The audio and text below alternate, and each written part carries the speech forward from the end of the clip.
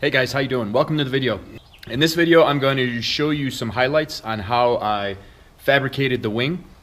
The wing is done at this point. I absolutely love it. I mean, I love it. It came out so good. There were some points in the project where I thought it was going south, but you know, when you're working on something that's this involved, you know, you usually will run into a couple of snags that you kind of think are just destroying the project, but by the time you finish, like, those little errors get so buried that you don't even really notice them by the time you're done.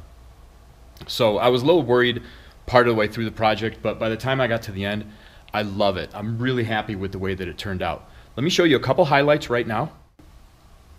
On the part here that actually holds the lights, on the template that I made out of foam, this piece was actually 1 inch down farther, and it had larger cutouts so that the LED lights could be in there with the rubber grommets. I ended up making this with holes just big enough for the lights themselves to fit into, and then I'm going to end up like using a glue on the backside to hold these in. I'm not too worried that the rubber grommets aren't there. Obviously, if I'm running the wing and the vibration starts damaging these lights, I'll change that out. This whole wing can be taken apart because everything is riveted in place.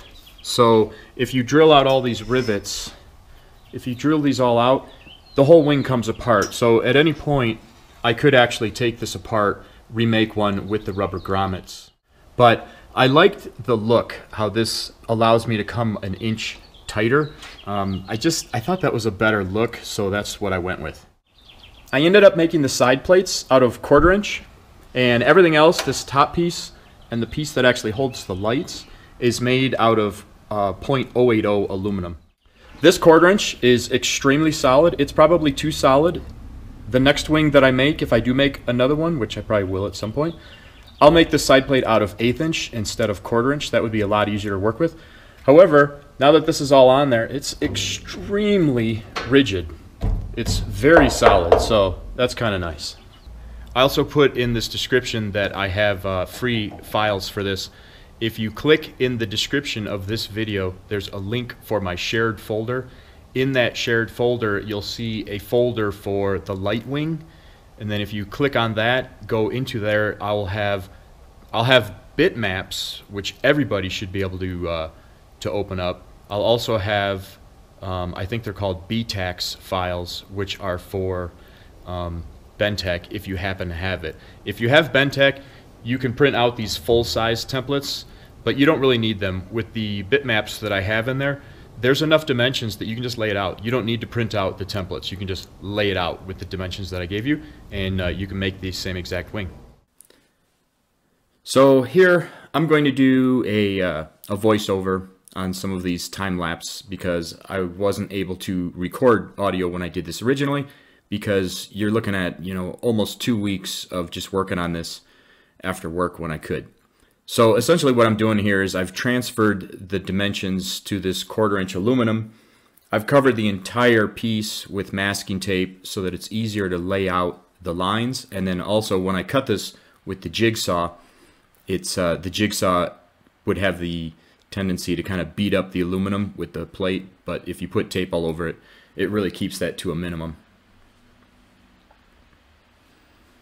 Same thing here. Now I'm cutting some of the plates for the actual light bar, and I'm using my nibbler for this, which you'll notice after that I actually stopped using the nibbler and went back to the jigsaw because the nibbler was kind of beating up the cut a little bit, whereas in reality, if you use the jigsaw like this, just go slow, it makes a really nice clean straight line, and if you just hit it with a file, it's good to go and completely ready to weld to.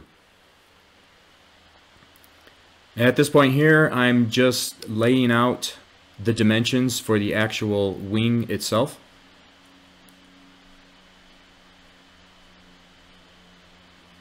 Nothing too fancy, just following all the dimensions off of the bitmap that will be in the shared folder. You can see I've got the metal sitting on 2 pieces of foam. I like to do that because it elevates the piece a little bit. It also keeps the piece kind of quiet, being up against foam, and then you'll notice when I jigsaw the edges, I can just jigsaw right through the foam, so it's real easy. Just using masking tape there to make my radiuses, and then I'm putting masking tape on the edge of the line that the wing is going to be. I'm not actually covering up the cut line, I'm just going right next to it. And that way, just like I said before, it'll keep the plate of the jigsaw from putting any like really deep scratches in the aluminum itself.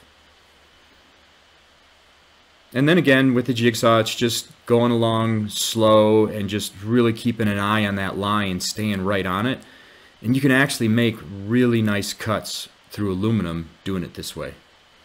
And once you're done, like I said, hit them with a file and they are ready to be welded. Now here I'm doing that little kick at the back of the wing. Main reason for that is, number one, I think it looks kind of good. Number two, it really adds a lot of rigidity to the back portion of the wing.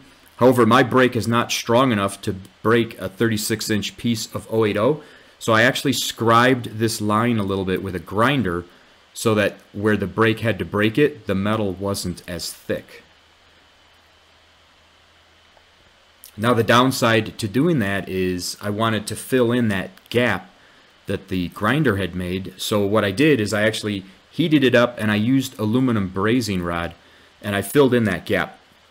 And I don't think I would do that again, because throwing all that heat at the wing, it distorted it and it kind of warped it, and it made that nice crisp line that the brake had made real wobbly. So I had to straighten it out as best as I could, but even right now, if you look at the wing, it's got a little bit of a wiggle to it because of all this heat. So I don't think I would do that again. I would just use thinner metal or whatever my brake could do. Now I'm going to show you some clips of me welding these tabs on. Welding these tabs on was easily the worst part of the entire project.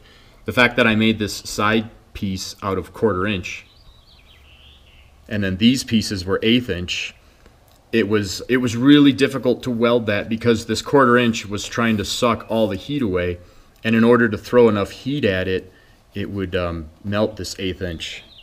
You can see I had to get big globby. I'm actually a little bit embarrassed of those welds in order to get that to work.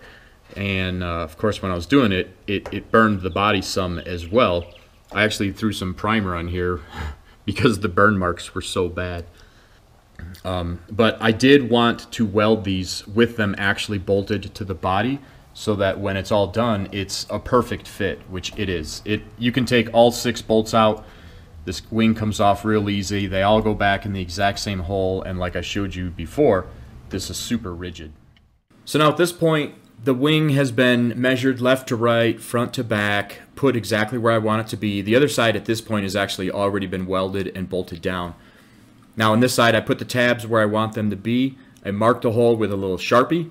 What I'm doing here is drilling it just with a real small pilot drill bit, and now I'm going to drill it out with the step drill bit, just big enough so that my little rivet nut doesn't fit in there, and then I have to enlarge it a little bit by hand with the deburring tool so that it fits right in there. And now I'm actually setting the rivet nut with the rivet nut setting tool.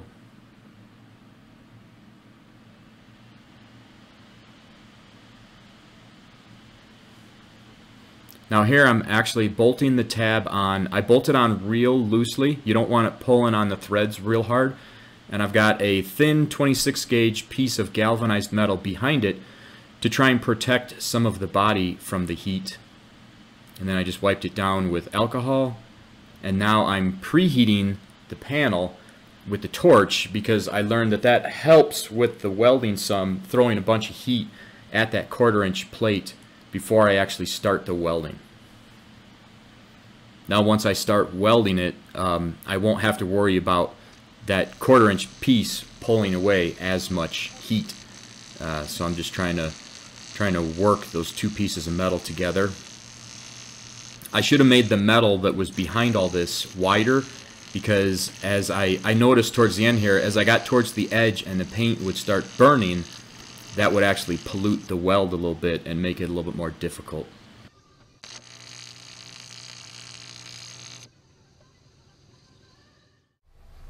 Alright guys, that's it. I think I've shown you everything. I really haven't shown you everything, but I can't make a video where I go over absolutely everything that I made on here. If you're thinking about making one, if you have any problems with the files, or if you have any specific questions or anything, just drop me a message and I'll help you out how I can. I hope I gave you guys enough information to fabricate it or to fabricate your own or whatever you make.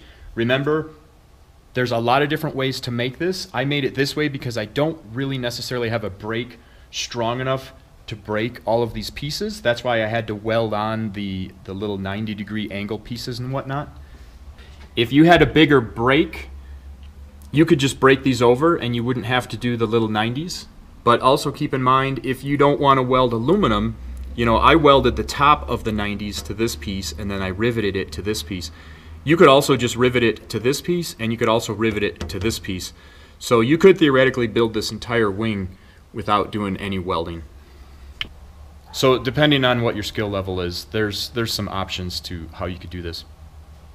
But either way, guys, thanks for watching the video. I hope it's helping you with whatever your projects are, and I hope to see you on the next video. Take care.